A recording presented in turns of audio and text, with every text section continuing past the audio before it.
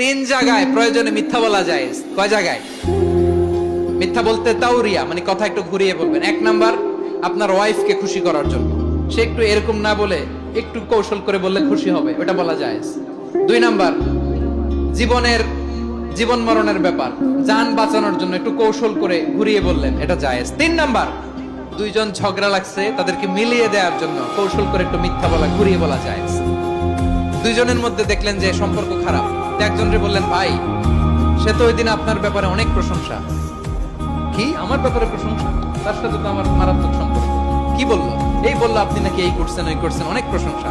লোকটার মন খুশি হয়ে যাবে তার ব্যাপারে, ঠিক কিনা? আবার তার সাথে যার ঝগড়া, ওরে যে বলুন, ভাই ওই দিন তো সে আপনার অনেক অ্যাপ্রিসিয়েশন করলো, অনেক।